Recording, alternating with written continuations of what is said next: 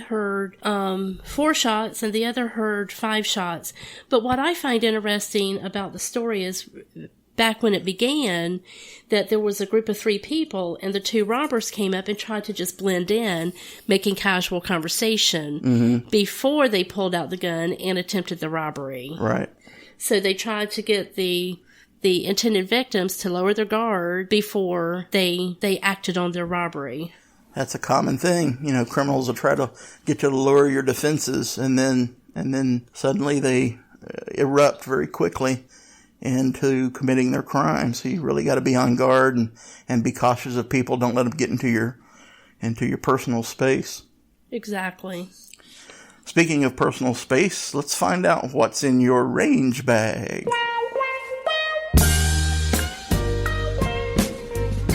Hey baby, it's time to talk about the hot, sexy new guns.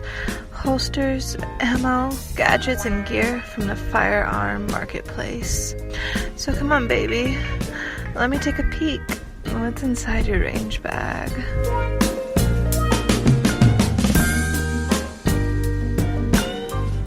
Okay, and my item for what's in your range bag in this episode is a book, and it's the 37th edition of this Blue Book of Gun Values. I don't know if how many of you may be familiar with the Blue Book of Gun Values, but it is an amazing book. If you're a gun collector, if you have a gun and you passed down to you from family or whatever, and you wonder how much it's worth, it is a fantastic resource for you. This book, the 37th edition, the Blue Book of Gun Values, is by S.P. Festad, and the firearms industry, it's a standard, and with this 37th edition, it's all updated with current market trends, values, and with 2016 makes and models. It's got over 2,512 pages covering 1,500 plus manufacturers, nearly 30,000 gun model descriptions, and over 180,000 prices. And this new 37th edition contains more information, values, and history than any other guide that's on the market by far. The 37th edition Blue Book of Gun Values was featured, it features a Beretta SO6 shotgun on the cover. It's a nice one, too. It's custom engraved by Mario Terezi, and it also includes a more detailed photo percentage grading system in it. That's a PPGS, they call that. And, to tell, what your gun is worth. It also has an expanded serialization section in it, allowing more dates of manufacture to be determined. So if you have a gun that you are wondering about, again, like I said before, that was passed down to you, or maybe you picked it up at a gun show or something, this is a great book for determining exactly what that gun's worth. The MSRP on this book is $54.95, but I happened to check out their website and I noticed that they have a sale on it right now for $49.95. What a bargain. Yeah, it is a good bargain. This would make a really good Christmas gift for somebody too. Hint, hint. Oh, is that a hint? It might be a hint. You might interpret it as a hint. I don't know. Sure. But it's also, here's a cool thing too. It's also available on CD-ROM. We're all connected to our laptops these days, so if you can pop a CD in it. It has all the same information. Now, and that's $39.95. They also have an online subscription with monthly updates, so you get the latest and the newest entries into all those guns that they have in there, and that's only $29.95. So that's a pretty good deal. Well, and what's cool about this is you're always being asked online on social media, "Hey, I have got this gun. Can you tell me about what it's worth?"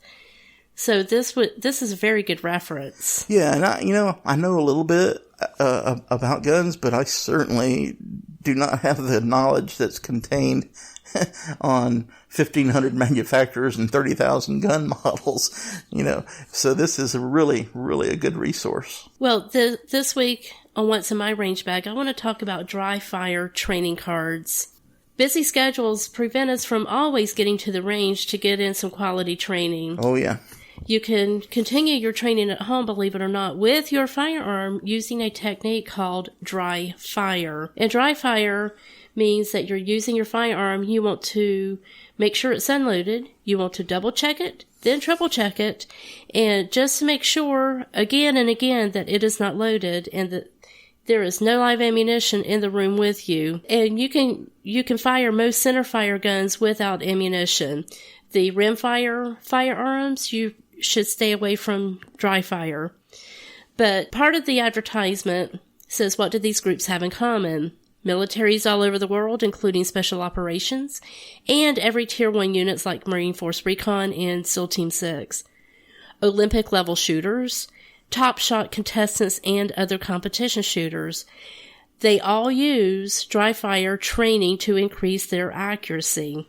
We have recently received these cards called dry fire training cards, and we'll put the link in the show notes. And here's what you get. You get 52 dry fire training drills printed right on the playing cards to help you know exactly what dry fire drill to do next to shoot faster, tighter, and more accurate groups. You'll get step-by-step drills to show you how to improve your shooting by 300%. These are small cards. They're poker size and lightweight, about 3 ounces, which means there's no excuse to not have them handy for dry fire training or mental rehearsal throughout the day. These come in a variety of drills, including from blocking and tackling basics to high-speed advanced drills that include movement, and even low-light drills to ensure that your brain will always be challenged and that you'll make fast-forward progress with your training. You know, this sounds really, really cool because our schedules are busy, and by the time we say, okay, well, we've got some time to go to the range, well, the range is closed. Right. The MSRP on this is $17. So what a small price to pay for continuing your training, even in the evening, after you've done all of your work for the day in the house and it's time to relax. Why not get in 15 or 20 minutes of some training with your firearm? Yeah, sure. You could sit down and just sit there and click and dry fire your gun, but you're not really making any progress by doing that unless you're practicing specific drills that are designed to better your accuracy and your shooting in general. I think it's a good investment. I'm glad we got them. Again, we haven't really had a chance yet to go through them. I mean, we've opened the package and kind of glanced through it, but we haven't put it into action yet. But I'm looking forward to doing that. That's going to be interesting. It's going to be fun. And I think we should report back on this and to tell everyone how it's working out. Yeah, we'll update everybody and let you know, because I think it's going to be good for us. And hey, that's another good Christmas idea too. A good stocking stuffer idea. It's small, fit right in the stocking, right? It will. It's the size of a pack of playing cards. Literally, yeah. It is a pack of playing cards, and it's in a packet just like a deck of playing cards. All right, and you say it's only like $17, right? It's $17. That's pretty cool. Hey, it's almost time for our main topic, but before we do our main topic, we always take our little music break. And again, these are songs that you may have heard, but they have all new words. Let's take a listen to this week's song. In a world where there aren't enough songs about firearms, one podcast stands alone. The Speaking of Guns podcast presents Songs You Have Heard with all new words.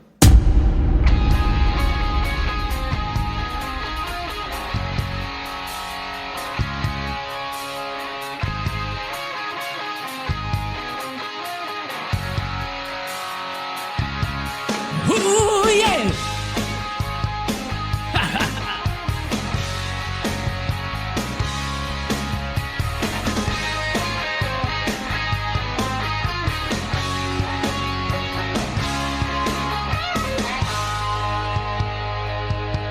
Now listen, not a dime I can't pay my rent. I can barely make it through the weekend. Saturday night I'd like to go to the range, but right now I can't make ends meet. I'm always working, slaving every day. Gotta get a break from the same old. I need a chance just to blast away. but guns aren't cheap. Do you hear what I say? Don't need nothing but a Glock 9.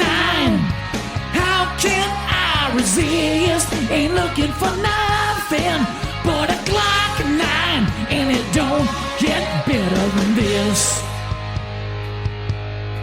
They say I spend my money on ammo and gear, but I couldn't tell you when I had my last beer. I'm real sorry about the shape I'm in. I just like my guns every now and then. I'm always working, slaving every day.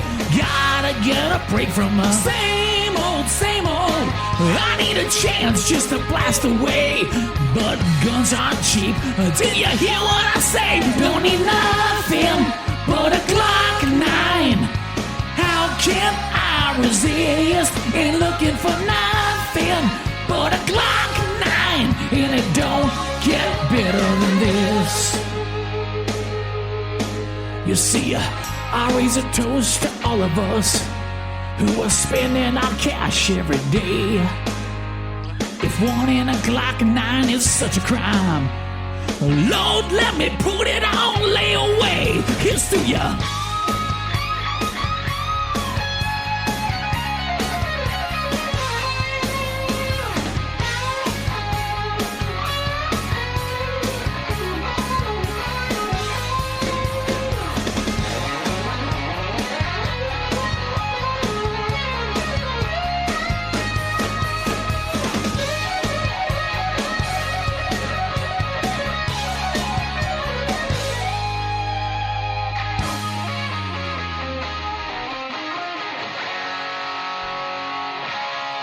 Shoot 'em!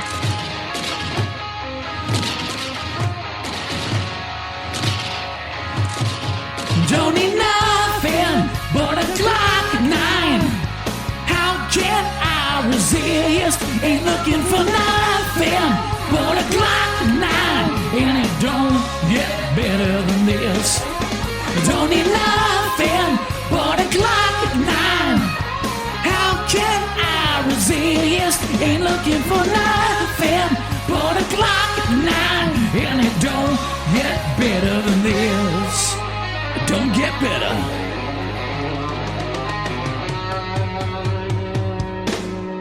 All right, that was Nothing But a Glock 9. That's by our friend Jay Stevens. I wrote the song, but Jay Stevens is the one who performed it, so good job, Jay. We appreciate that. Our main topic this week is the 9 things that you should never do while carrying concealed. And, you know, armed self-defense can be a lifesaver, except when silly mistakes get in the way of responsible carry. Some people might think that just carrying a concealed handgun is enough, you know, to protect them, but and their community, but that's only partly true. It's a step in the right direction, of course, but there are some things that should just never be done, and here's 9 of them that we came up with. You want to take the first one, Janet? I will take number 1. Removing your handgun to show it off. The word in concealed carry is concealed. Concealed means concealed. That means at all times, no matter how excited you are about your firearm, your friends can check out that new Glock at a time and place where you can safely handle it, unload it, and in private. But when you are in a public setting or around other people, concealed means concealed. Keep it concealed. Exactly. And you had a family member actually break that rule, didn't you? I did. At a family reunion. He was proud of his gun. And he really was, and I can't blame him because it was a really nice firearm, but it was an unsafe scenario to be showing off the firearm. Exactly.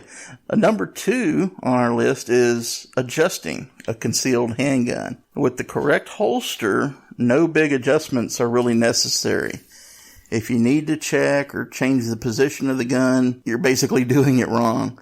You need to establish a routine and choose a holster that is secure before you even leave the house.